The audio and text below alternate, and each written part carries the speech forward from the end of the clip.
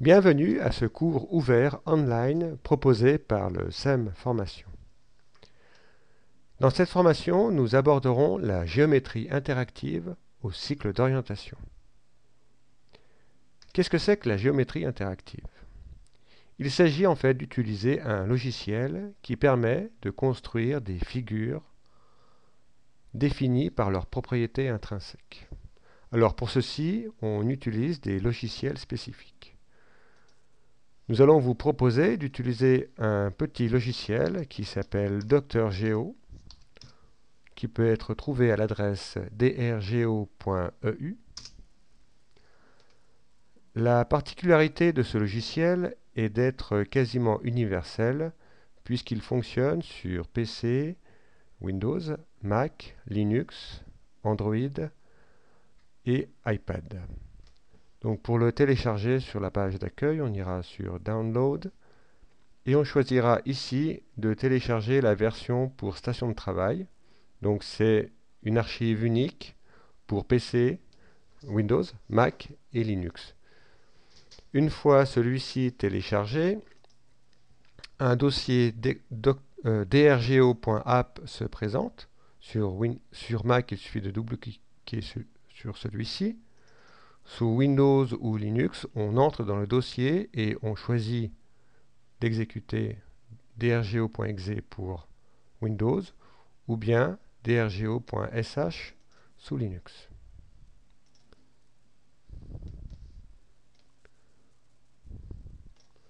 Alors le programme peut également être lancé depuis une clé USB. Donc il peut être utilisé à l'école sous Mac et à la maison.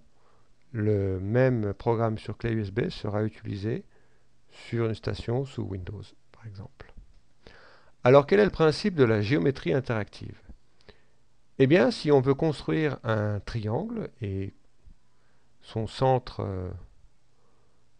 le centre du cercle circonscrit, eh bien, on va définir, comme on le ferait en configuration papier, les sommets et les côtés. Donc on choisit de construire les segments des trois côtés. Alors, donc on va choisir ici de répéter en séquence les constructions pour faire en série donc les segments.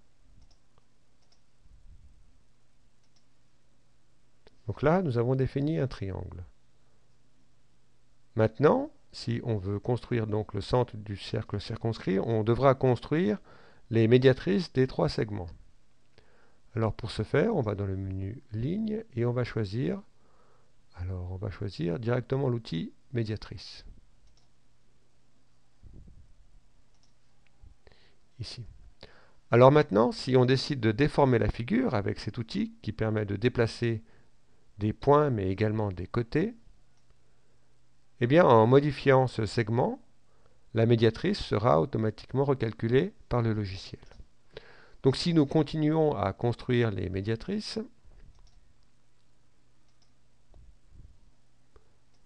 des trois côtés, nous retrouvons bien donc la propriété de concurrence des trois médiatrices.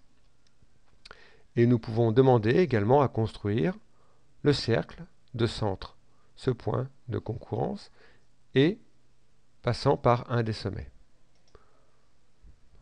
Cercle, cette intersection. Donc on peut choisir un des trois sommets.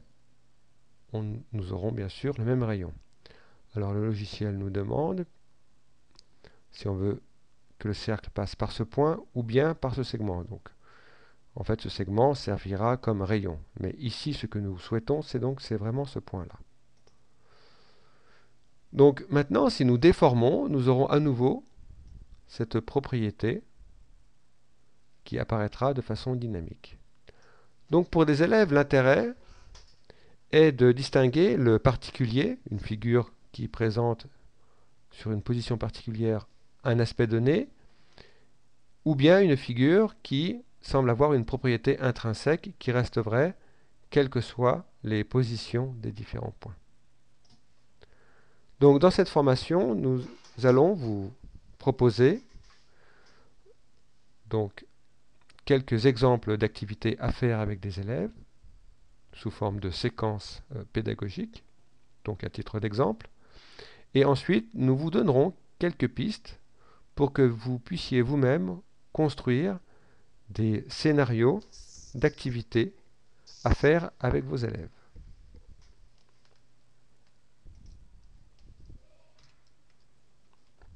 Merci.